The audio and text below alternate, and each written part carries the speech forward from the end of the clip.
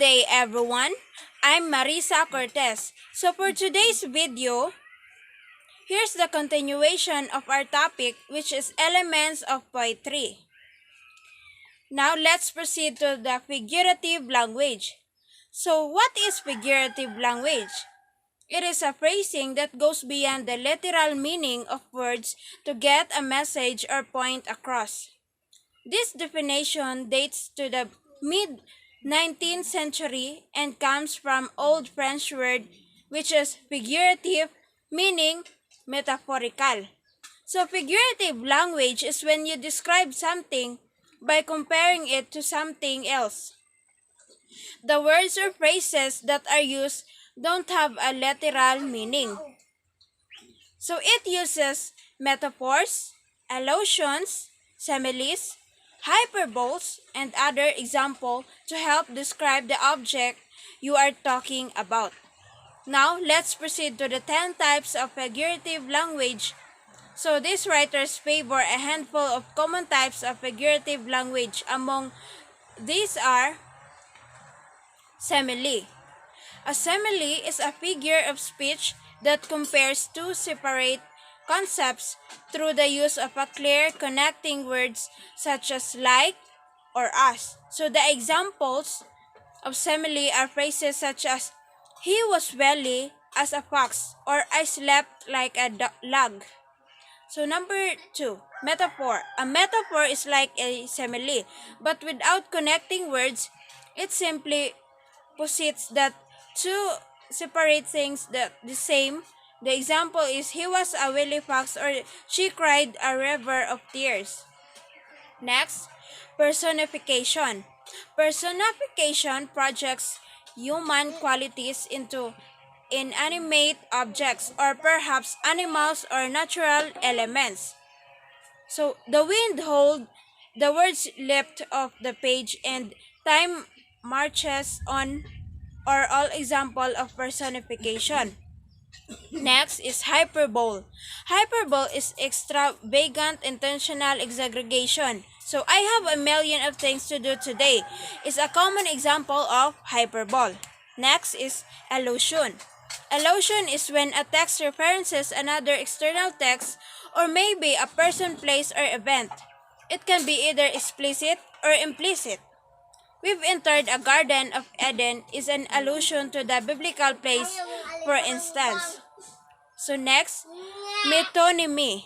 It is a type of figurative language in which an object or concept is referred to not by its own name, but instead by the name of something closely associated with it. So a common form of metonymy uses a place to stand in for an institution, industry, or a person. Next, synecdoche is a figure of speech in which most often a part of something is used to refer its whole. So for example, the captain commands 100 sails is a synecdoche that uses sails to refer to ships. So ships is being the thing of which a sail is a part. Next is paradox. It is a figure of speech in which a statement appears to contradict itself.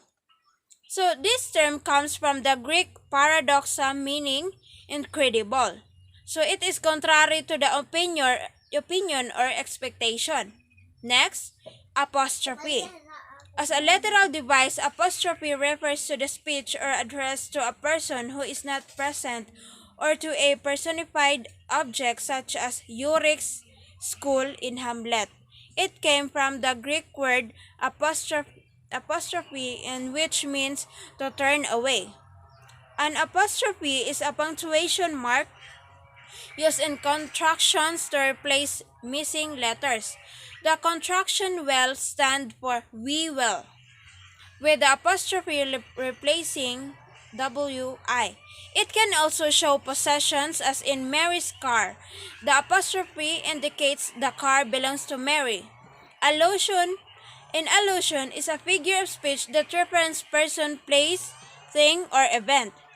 So these references can be direct or indirect, but they will often broaden to the reader's understanding. illusion is when we hint at something and expected to other person to understand what we are referencing. So for example, chocolate is his kryptonite in this example. The word kryptonite alludes to or hints at the hero Superman. Now, let's proceed to the irony. The irony uses of words that mean the opposite of what you really think, especially in order to be funny, a writer known for his clever use of irony. So, what a beautiful view, he said, his voice dripping with irony, as he looked out the window at the alley. So the common devices used by poets to enhance poems with sounds are alliteration and assonance. So both are used enhance and emphasizes of memory with the use of sounds or repeated sounds. So euphony, it is the effect of created when the use of sounds contained in words work together to enhance the meaning, thereby pleasant to the minds to the ear. So, cacophony is the opposite as the sound effects of the words harsh and discordant, and but nevertheless contribute to the meaning of the lens of the poetry. So, alliteration. Many experts also considered alliteration an example of figurative language, even though it does not involve figures of speech. Rather, alliteration is a sound device that layers some additional meaning on top of the literal language of the text. So it occurs when a series of words start with the same letter sound such as weak or which, or from, forth, the fatal lines of these two pause. This can help build imagery or mood. So hence, the connection of figurative language. Now, let's proceed to assonance, or it is a vowel or rhyme, is the repetition of vowel sounds across a line of text or poetry. For example, I'm reminded to the line that lid of my eye contains many long I sounds. Some at the start of the words came in the middle and sound containing the word entirely. Alliteration. So this alliteration is the poetic technique of or literally stylistic devices where a series of words in the sentence have the same first consonant sound. In other words, alliteration is when the beginning of sound of words is repeated in close succession. So the example is Peter Pipe pick a pick of pickled peppers. So other figure of speech and rhetorical devices used by writers epithet, oxymoron, pun, vision, climax, antithesis, synesthesia, chiamos, euphemism, meiosis, and litotes. So that's all for my report for today, and I hope you learn something. And thank you. God bless us all.